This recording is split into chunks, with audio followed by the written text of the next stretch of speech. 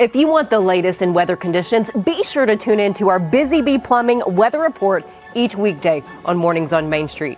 Brought to you, of course, by Busy Bee Plumbing, Heating and Air Conditioning.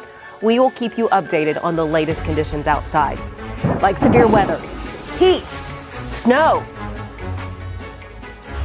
rain, and even hail.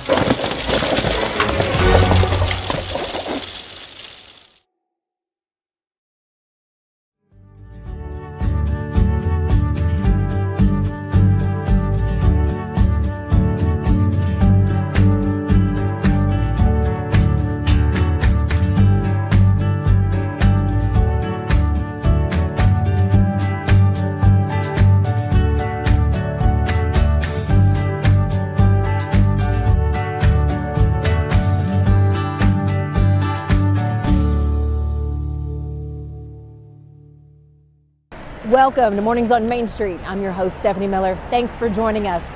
The number of fatalities on Tennessee roadways went down in 2024, but the assistant director with the Tennessee Highway Safety Office says one life lost is one too many. Today, we share with you a preview on our upcoming Streetwise segment that we do with the Tennessee Highway Safety Office, where the assistant director goes over the numbers of lives lost in 2024, what's being done to save as many lives as possible when it comes to our roadways here in Tennessee. We'll have that for you coming up, plus some helpful tips. Busy bee, yeah, busy bee. If you need Hold on, y'all, hold on. I need to make a call. Hey, this is Brianna with Busy Bee. I'm giving you a call to let you know your technician is on his way. 833.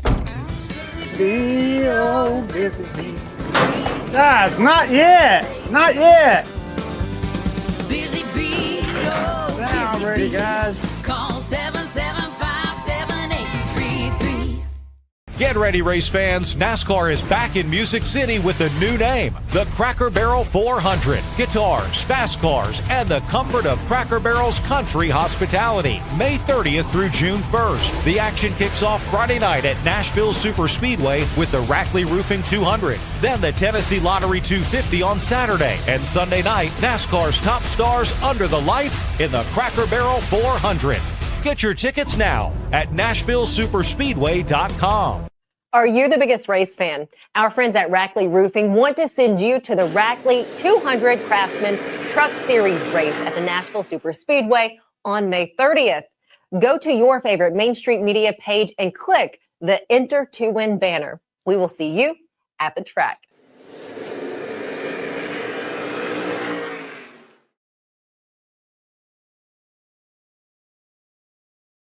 Welcome back. We're getting ready to look and break down the numbers from 2024, the highlights from the Tennessee Highway Safety Office. Kim Van Atta sitting with me to share this information. Okay, looking at 2024, what did the numbers look like? Again, it just hurts me when we say numbers because they're people. Well, they It are, just- yes. It just hurts You're me. right. You're right. Because, I mean, we don't want to leave anybody out. Vision zero is what we are. We want to zero fatalities. That's what our goal is. Now, whether we can do it or not, that's going to be challenging. But our numbers did go down. So total fatalities, we are down 132 fatalities, which is huge. We haven't been that low in a very long time. And then we look at teens. Teens are down 21. Teens have been rising and rising and rising. You're talking about new drivers. So they've not been on the road. They're very independent. They have lots of things to do in the car rather than drive. So inexperienced. Yes. So we're trying to get them focused on go from point A to point B. No crashes. You have to focus on driving. So that's huge that number went down. And then our non-motorists are down 29. And those are the non-motorist pedestrians. And that's been going up and up and up nationally, not just in our state, but it's down. And that's huge. So not wanting to say numbers, because again, Right. that's because we are all, you're not a number when it comes to a life. So lives saved really this year, Right. just by doing what we're supposed to do, by using common sense, by following the rules of the road, the Right. rules of being a pedestrian. We're trying to change behaviors, and with the pedestrians, and we've talked about this before, it's a team effort. You have the motorist, you have the pedestrian, they have to work together. So at intersections, they really should, eye contact would be great, and the pedestrian really needs to pay attention. And I get the fatality reports every morning, and in the past 2 days, we've had 2 pedestrian fatalities, and both of them were pedestrian in roadway, which means they were the ones at fault. And I hate that, because we're trying to change that behavior and teach people that where they need to cross and where they shouldn't cross. So that's pretty big. I feel like this is something we have to work together on this one. Right. We have to do this together. Okay, let's talk about some of the grants that were awarded to your office. Well, this year, and we just sent them all out, we have 400. Okay. We've sent out 400 grants. Most of them are law enforcement. Law enforcement officers don't make a lot of money. It's kind of like teachers. We don't appreciate the great people in our lives, but they are able to spend the money on overtime. So they're on overtime working, we're providing that funding. They're working overtime, so they're on the road trying to enforce the laws, but they're not out there just to write citations. They're out there to change behaviors too. So we give them that opportunity to get the overtime, and then the education. We have many groups that are providing education for our drivers. Speaking of that overtime, and it really brings right now something this time of year, it is wintertime, which means snowfall, which means, when we get some of that, you have cars that end up in ditches, people out there helping each other, officers out there.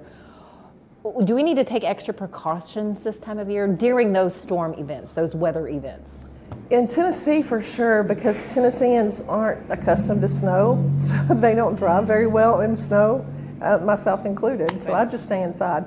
But the slipping and sliding, you have to slow down. Speed is such a huge factor in a lot of crashes. And when we're on ice and we're sliding across the street, across the lines, if you're a pedestrian, you have to be extra careful, because you don't know what the cars are going to do. And then we have to watch out for the emergency vehicles too.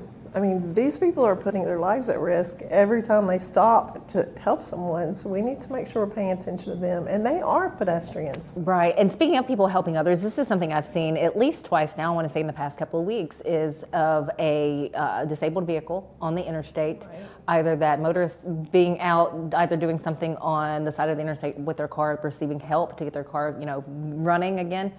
And there's, they get hit. That is a really big problem, because I know you have to do something for your car. Mm-hmm. You shouldn't be on the left side of the car if the car's on the right shoulder, because that's where the traffic is. If you have to get out of your car, which I highly suggest you don't, you should be where the grass is on that side. Okay. You never want to be on that other side of the car. Even law enforcement, they'll go up to that other side so they're not in the lane of traffic. But everybody has a phone. So that's what you need to do. You need to call for help instead of walk. And then for those of us driving, we need to stay off our phones. So we make sure that, there's no, veering over to either one side or the other. Okay, let's talk about those individuals trained through safety classes, or the safety classes, the safety classes offered? We have training really high, over 90% go to attend the training. Most of those are law enforcement courses. And the standardized field sobriety testing, so they're checking for impairment on the side of the road, and they're talking about speed, and they're talking about accident reconstruction, but this is where they get post-certified. And our training is free for law enforcement. So we really want to make it available to everyone. Is your just average citizen able to go to the training? There are a couple of courses that we do, but this is mainly for post-certification. I don't want to get too far into the weeds on this, but the fact that we offer free training is great, and we'll go to all parts of the state to get them trained. We want to make sure everybody is qualified and they're doing what they need to do. Okay, and let's talk about a life-saving measure that's kind of habit. I know for me, I'm sure for most of you, that seatbelt usage. How does that look for us? We have a 92% usage rate in Tennessee now, which is a very high usage rate. Great job to all of us. Very high. We want to get that other 8% though. Okay. So we're working hard to get that other 8%. And then some of them will get pulled over and say, just find me, because I'm not going to wear my seatbelt. And I don't understand why. I was just about to say that. But why? I can't explain it. I cannot explain it. How do you tell somebody to use their seatbelt when they say, just go ahead and find me, I'm going to pay for the ticket? And I'm sitting there thinking about it and looking at it and going, what you're doing is possibly costing yourself your life. Yeah, that's because you're bananas. making that decision. I can't explain it. I don't understand. I just don't understand that right there, because that is such a life-saving piece Yes. of material equipment in your Right. car. Looking at your outreach efforts and programs for those that are getting up in years, and for those that may have a child passenger in the car for child safety seats. Let's start with child safety seats first. What's out there for those maybe new parents to make sure those seats are put in correctly? Well, we have child passenger safety events, and we show them how they're supposed to be buckled in or strapped in, or what seat they're supposed to use. But I will tell you from experience, because I have grandchildren, and those seats are not easy to put in. I got one, and I'm trying to put it in correctly, and I've just finally called a law enforcement officer. I said, will you please come over here and show me how to put this seat in, because I have no idea. If it's put in incorrectly, it could be more dangerous than if they're not in one at all. Nope, and they I didn't are realize that. really impressive if you can get them in correctly. And correct me if I'm wrong, and I don't think I am on this, you can reach out to your local law enforcement office. Oh, absolutely. I know for Clarksville, Montgomery County, the Sheriff's Department and the Clarksville Police Department came together to do a child safety event, child safety seat event, to make sure parents were putting them in, or guardians were putting them in Right. properly. I'm guessing that's the way it is throughout all the counties. It is, and we have sobriety checkpoints. Mm-hmm. So the people will go through the checkpoints and just checking for impairment, and they also have child safety checks there. So if someone's not in a child safety seat, they will pull them over to the side, and they will give them a safety seat and put it in if they don't have one available. All right, we're talking distracted driving now. The definition of distracted driving is the act of driving while engaged in activities that divert the driver's attention away from the road. So that's anything. That is from messing with the radio, your cell phone, watching a movie, which is something I saw as I was sitting in the passenger seat as my husband was driving. There was another driver. There was the phone attached to the dashboard, but you could see that there was something playing. That is eating. That is anything. Is this a big problem for us here in the state, in Tennessee? Oh, it's huge. We haven't actually had that hands-free Tennessee very long. It just happened in the last few years. Okay. So hands-free Tennessee means your hands are supposed to be on the wheel, but it's like you said, distracted could mean anything. People love to multitask, myself included, and you get behind the wheel of a car, and it's an excellent time for us to think about, okay, I need to do this, I need to do this.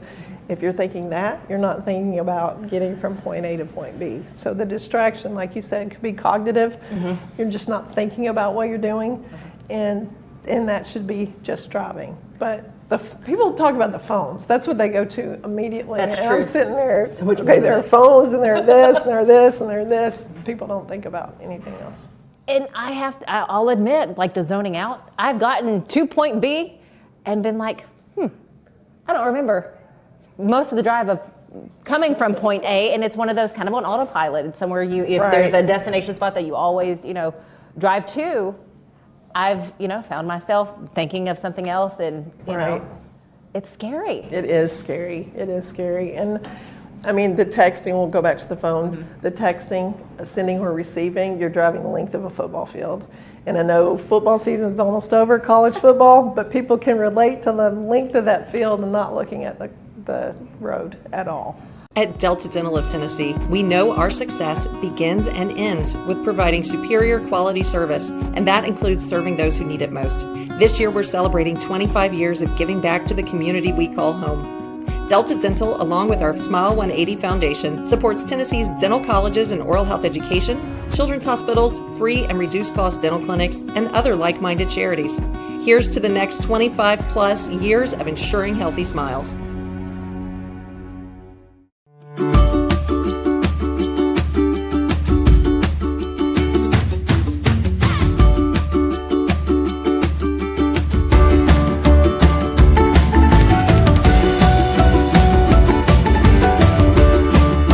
Hi, I'm Joseph Burgoyne, Chef Tornado of the Omni Nashville Hotel. Come see us at Kitchen Notes.